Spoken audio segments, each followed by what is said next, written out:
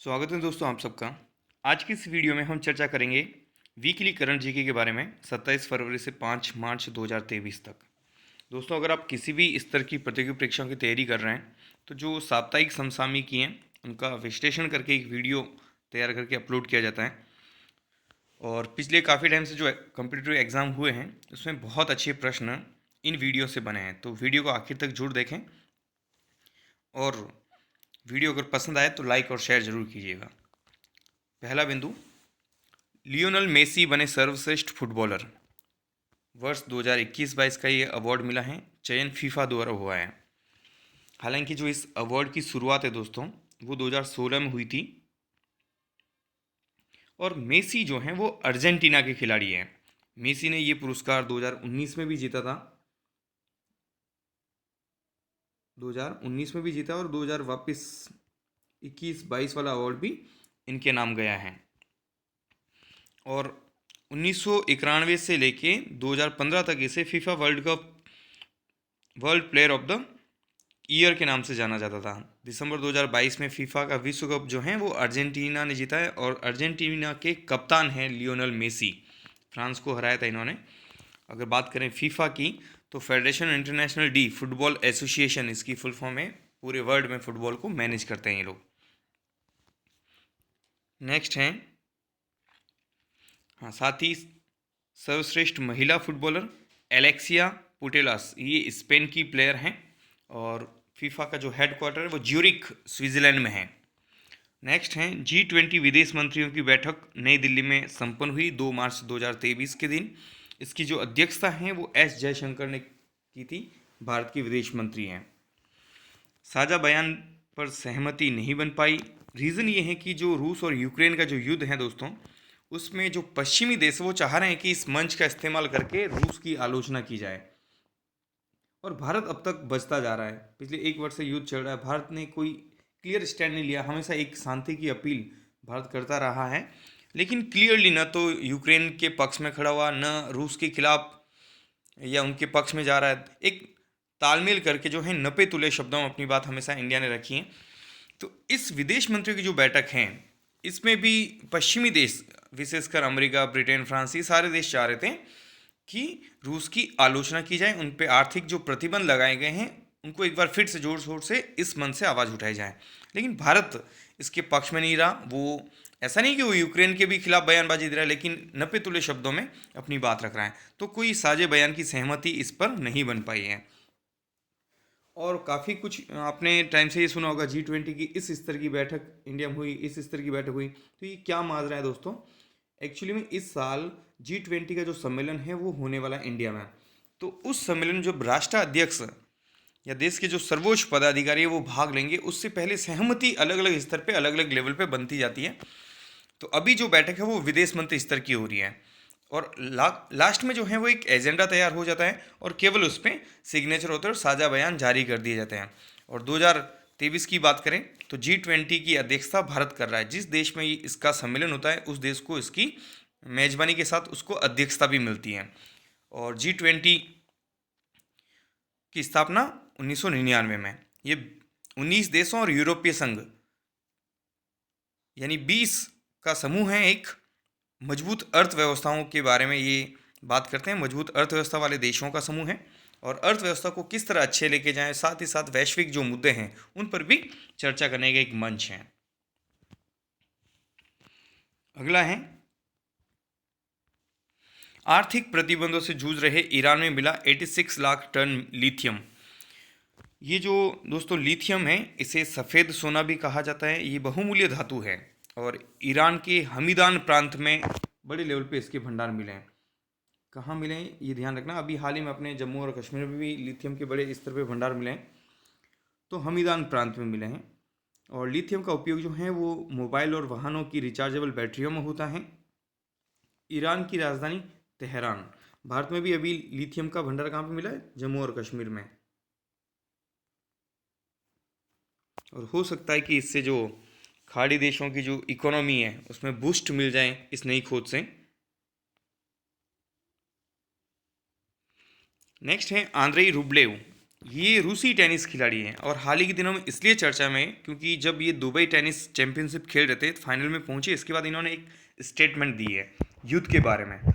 देखिए दोस्त जो होते हैं ना, किसी भी देश के या उसके निवासी या जो भी, युद्ध के बारे में वो अपने स्टेटमेंट रखते हैं। तो इस खिलाड़ी ने इन सब से ऊपर उठ के केवल मानवता के नाते, बाकी जो कुछ खिलाड़ी हैं वो किसी मान लो कोई फ्रेंडली कोई कंट्री है तो उसके फेवर में स्टेटमेंट देते हैं, लेकिन आंद्रे रूबलेव जो हैं वो रूस के खिलाड़ी है, लेकिन इन्होंने चाहे रूस हो चाहे यूक्रेन हो किसी की पक्षपात नहीं किए बगैर इससे ऊपर उठ के युद्ध को के बारे में अपने स्टेटमेंट दिए और युद्ध को एक पागलपन बताया इन्होंने।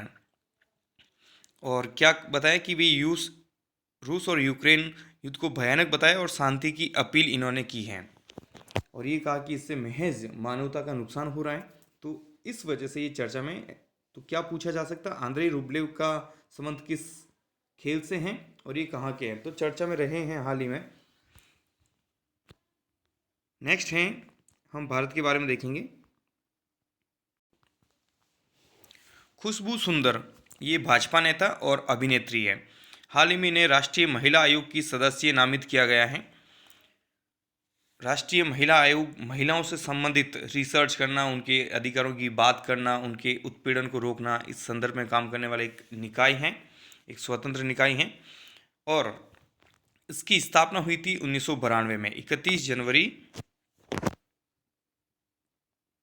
1992, 1992 राष्ट्रीय महिला आयोग की स्थापना हुई।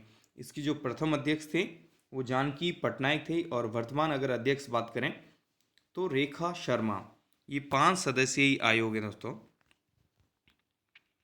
नेक्स्ट है, 28 फरवरी को राष्ट्रीय विज्ञान दिवस मनाया गया। 28 फरवरी को प्रतिवर्ष जो है राष्ट्रीय विज्ञान दिवस मनाया जाता है अपने देश में। रीज़न क्या है, देखिए 28 फरवरी 1928 ईस्वी को भारत के वैज्ञानिक थे एक डॉक्टर चंद्रशेखर वेंकट रमन। इन्होंने रमन प्रभाव की खोज की है। ये क्या है, प्रकाश प्रकीर्णन के बारे में है ये। और वेंकट रमन की अगर बात करें तो इनका जन्म 7 नवंबर 1888 को हुआ था। 7 नवंबर 1888 को।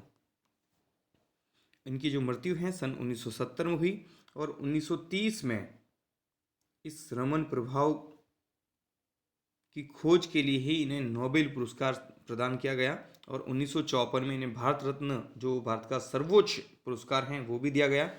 तो इसीलिए 28 फरवरी को विज्ञान दिवस मनाया जाता है, क्योंकि इस दिन खोज हुई थी। अभी कब से मनाया जा रहा है, तो ये 1987 विज्ञान दिवस भारत में कब से मनाया जा रहा है, 1987। नेक्स्ट है, चुनाव आयुक्तों का चयन अब प्रधानमंत्री, सीजेआई और नेता प्रतिपक्ष का पैनल करेगा। यानी जो चुनाव आयोग है हमारे, उसमें 3 आयुक्त होते हैं, एक मुख्य चुनाव आयुक्त और 2 अन्य चुनाव आयुक्त। तो उनमें तीनों सदस्य की जो नियुक्ति है उसके संदर्भ में सुप्रीम कोर्ट ने हाल ही में एक फैसला दिया है। 5 जजों की पीठ थी। वजह यह है कि अनुच्छेद 324 जो है वो इनकी नियुक्ति के बारे में प्रावधान करता है। लेकिन क्या था, अब तक जो संविधान निर्माता थे उन्होंने ये कहा कि इनकी नियुक्ति कैसे होनी चाहिए, इसके संदर्भ में संसद कानून बनाएगी। लेकिन दोस्तों, देश आज़ाद हुए इतने वर्ष बीत गए, लेकिन संसद ने अभी तक कोई कानून नहीं बनाया, और सरकारों ने अपने हिसाब से, कहा जाता है कि जो जिस पार्टी से इन्फ्लुएंस होते हैं ऐसे लोगों को चुनाव आयोग में भेजते हैं ताकि वो कहीं ना कहीं सपोर्ट करें। इसलिए उन्होंने कभी इस चीज़ को लिया नहीं सीरियसली और कोई कानून बनाया नहीं।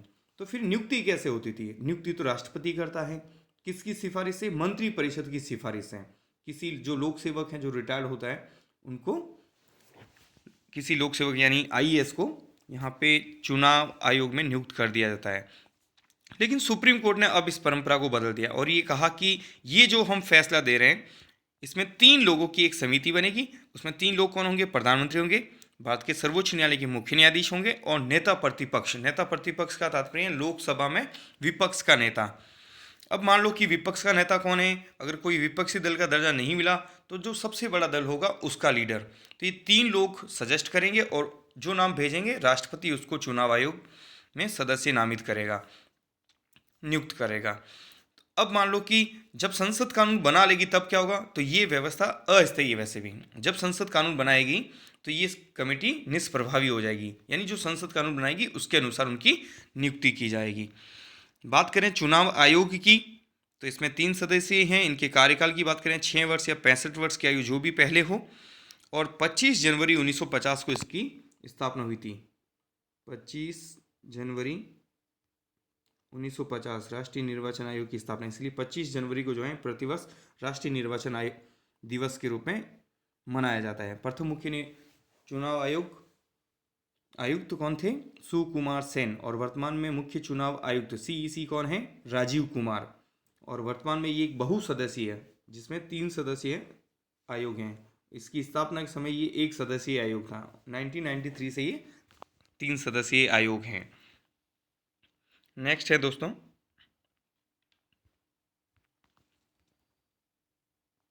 तीन राज्यों में विधानसभा चुनाव हुए, उनके परिणाम जारी हुए हैं।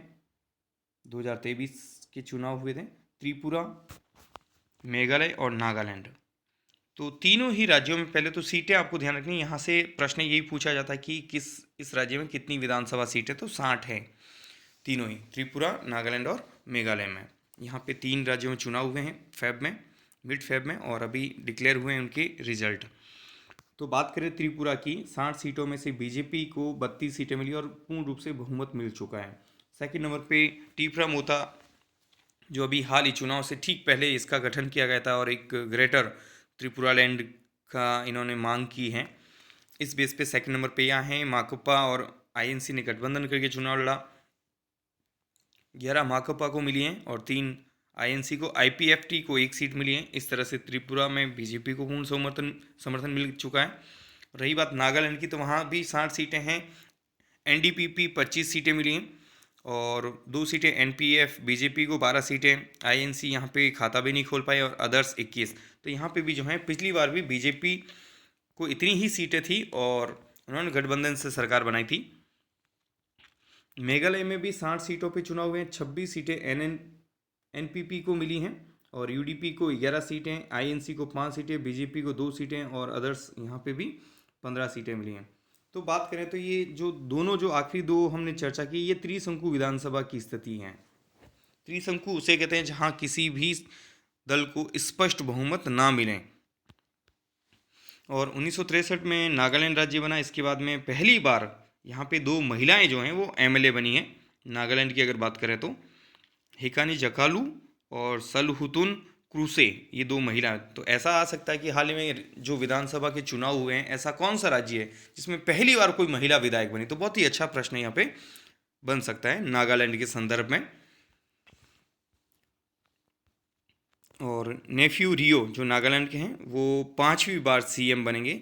उन्होंने राज्यपाल को अपना दे दिया है समर्थन पत्र। नेक्स्ट हैं हिंडनबर्ग विवाद की जांच हेतु सेबी ने बनाई विशेषज्ञ कमेटी। इसका कार्य क्या होगा दोस्तों, कि जो अडानी समूह से जुड़े जो विवाद हुआ था अभी, उसकी जांच करना। और ये क्या था? हिंडनबर्ग एक रिपोर्ट है जिसमें अडानी के शेयरों में जो अनियमितता है, धांधली है, उसको उजागर किया और ये कहा कि ये महज एक खेल खेला जा रहा है। तो जैसे ही ये रिपोर्ट प्रकाशित हुई थी, अडानी के शेयर बड़ी तेज़ी से गिरे थे।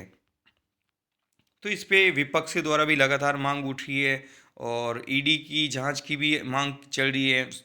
केस सुप्रीम कोर्ट में भी फाइल हुआ है, सब चीज़ें चल रही है। इस बीच सेबी ने भी अपनी कमेटी बनाई है जिससे ये पता लगा सके कि एक्चुअल चीज़ क्या है। तो इस समिति के अध्यक्ष कौन है, ये इंपॉर्टेंट है, ध्यान रखना। अभय मनोहर सप्रे, ये इसके अध्यक्ष हैं। केवी कामत, ओपी भट्ट, नंदन नीलेकणी, जेपी देवधर और सोमशेखरन सुंदरेशन, ये इसके 6 सदस्य हैं टोटल। 5 प्लस एक अध्यक्ष है और 5 अन्य सदस्य हैं। सेबी की बात करें दोस्तों, तो इसका जो पूरा नाम है और इसका क्या काम है वो भी हम देख लेते हैं। सेबी,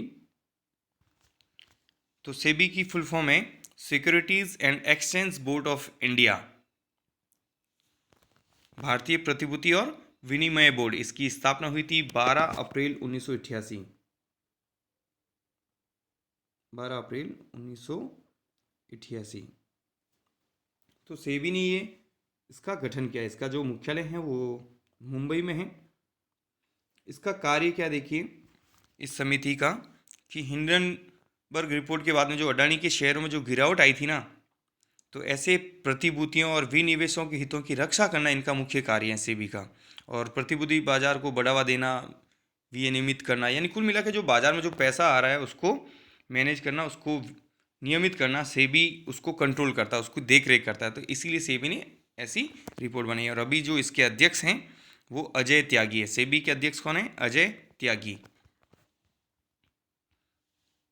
नेक्स्ट है WPL, वुमेन्स प्रीमियर लीग 2023 की शुरुआत हो चुकी है और ये पहला सेशन है। IPL की तर्ज पे महिलाओं का भी एक प्रीमियर लीग शुरू हुआ है। ये क्रिकेट T20 लीग हैं। कुल 5 टीमें इसमें भाग ले रही हैं और कुल 22 मैच खेले जाएंगे और 26 मार्च 2023 को इसका फाइनल मैच खेला जाएगा। उद्घाटन जो मैच हैं वो मुंबई इंडियंस और गुजरात जायंट्स के बीच में खेला गया, जिसमें मुंबई इंडियंस जीती है और मुंबई के DY पाटिल स्टेडियम में ये मैच हुआ है। अगर बात करें तो ये महिलाओं के संदर्भ में अगर बात करें तो बहुत ही अच्छी पहल है और इस खेल को बढ़ावा मिलेगा और महिलाओं को एक नया प्लेटफॉर्म मिला, जिसमें नए खिलाड़ी जो अंतर्राष्ट्रीय खिलाड़ियों के साथ खेल के अपनी जो है प्रदर्शन को उत्कृष्ट बना सकते हैं और भारत की जो बेंच स्ट्रेंथ है वो भी काफ़ी स्ट्रांग होगी। और IPL की अगर बात करें तो 2008 में इसकी शुरुआत हुई थी। BCCI भारत में क्रिकेट को कंट्रोल करता है, भारतीय cricket control board. BBC award, Mirabai Chanu सर्वश्रेष्ठ भारतीय एथलीट, काफ़ी इंपॉर्टेंट फैक्ट है ये। मीराबाई चानू को जो है सर्वश्रेष्ठ भारतीय एथलीट चुना गया है BBC अवार्ड में। ओलंपिक पदक विजेता है ये महिला भारोत्तोलक। और BBC Indian sports person of the year 2022 का ये अवार्ड इन्हें दिया गया है। तो ये इसी तरह का सेम प्रश्न पूछा जा सकता है, BBC Indian sports person of the year 2022 किसे चुना गया है। तो कोई भी 4 खिलाड़ियों का नाम रख दिया जाएगा, तो उसका सही उत्तर होगा मीराबाई चानू। और स्पेशल बात ये है कि इन्हें लगातार दूसरी बार ये अवार्ड मिला है। पिछले साल भी जो है इन्होंने ही ये खिताब जीता था।